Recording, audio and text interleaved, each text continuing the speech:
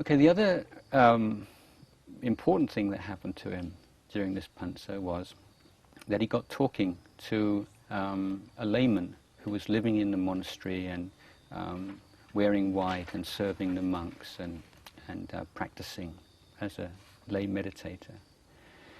And this monk started to tell him about a great teacher in the northeast, now living up in Sakonnakhon, which is in the northern part of the northeastern region, a few hundred kilometers north of Ajahn Chah's hometown. And his name was Lumpu Man. Man. Okay, so everybody knows that name now. He's the great figure in 20th century forest monasticism in Thailand. And we don't have many historical records in Thailand for a number of reasons. One reason is that in 1767 or whenever it was that the Burmese destroyed Ayutthaya, then all the historical records that have been kept for hundreds of years were all burnt and destroyed. But the forest monastic order, just by its very nature, has not lent itself to record keeping and biographies and in the old days. So we really don't know much at all about the forest monks, the Tudong monks, before the late 19th century. And there are a few reports of or accounts of monks living on the outskirts of Bangkok in Bangkok-Tien, so like where Runarung School is, and these places, and of monks going up to Wat Saket to watch contemplate the bodies being taken apart by the birds there, and so forth. But generally, we don't really know about the forest tradition at all. So it suddenly sort of bursts into the history books with Ajahn Chah and his teacher Ajahn Sao. And so maybe give you a bit of background about Ajahn Mun and Ajahn Sao, because he has a very important influence on Ajahn Chah and his life subsequently. So although the forest tradition, I think, has always been present in Thailand, its influence has waxed and waned.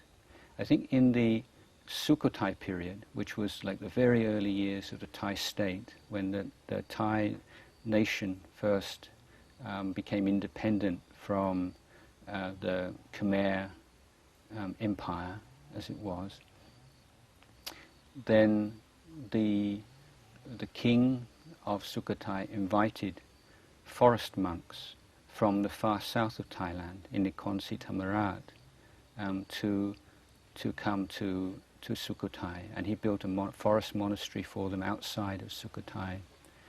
And it seems that in the very early days of the Sukhothai period, that the forest monks were given the greatest respect. But then over the coming centuries, then it seemed their influence faded, and in many cases the forest monks seemed to be more known for magic powers and for empowering amulets, and like soldiers and would go to these monks for these amulets that would repel weapons and keep them safe in times of war and so on. But we hear very little about forest teachers as great spiritual masters and so on. As I say, it's hard to be sure whether that's just because we don't have the information or whether they just didn't really exist. But even if the forest tradition had existed in one form or another throughout the whole Ayutthaya period, then what I think is definitely new with Ajahn Mun was the twin emphasis, one on meditation practice, and secondly on the monk's discipline. Because before that, as far as I know, the forest monks didn't make much of study of the monk's discipline, and apart from anything else, they didn't have the texts, they didn't have the books. But then there was a very important development in the mid-19th century. Now, if you remember, the second king,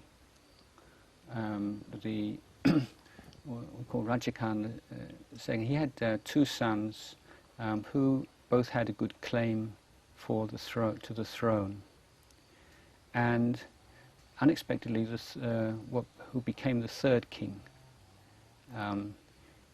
was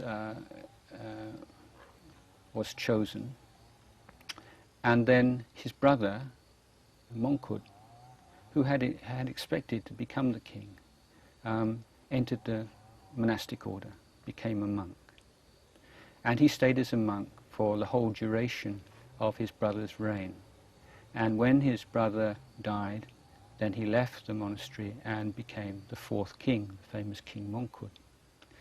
Now, while he was a monk, he started off in a meditation monastery. And this was common in members of the royal family when they became monks for a short period, because it wasn't really long enough to study the texts in any great detail. They would usually go into the monasteries that stressed meditation more. But he felt that it was a lot of mumbo-jumbo and superstition, and maybe it was because he didn't have much success in meditation himself. It's hard to say. But he left that and he went to stay in Wat Mahathat. But then again, seeing the general standards of the monks, he was very disillusioned and disappointed, and he felt that the monastic order was in a state of real decline and decay. And so he was determined to try to do something about it. Now he came across a group of monks of the Mon tradition. These are the Mon people who these days mainly living in Burma, but we're also living along the western borders of Thailand and on the western banks of Chao Phraya River. And he believed, again it was a matter of belief, he believed that the Mon monks were purer, that they were more they were closer to the Buddha's teachings, their way of life, their discipline. Everything was superior to the tradition, the general Thai tradition, which he felt was hopelessly corrupt. So he reordained. He went through the ceremony of entrance into the monastic order, Upasampada, a second time, and adopted their way of dress and many of their habits.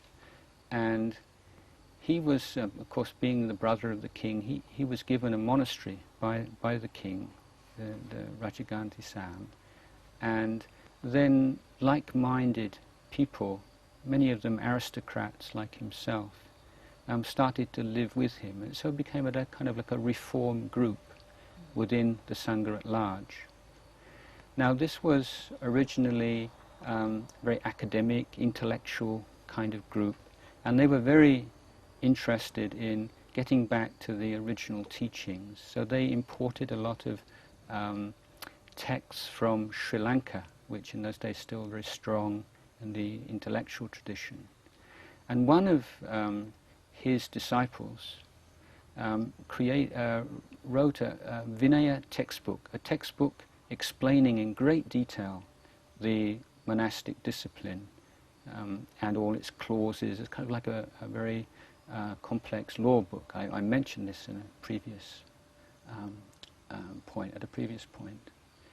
And that book became the Vinaya or Vinay textbook for the Dhammatube sect. And that was the book that Ajahn Mun studied from when he first ordained.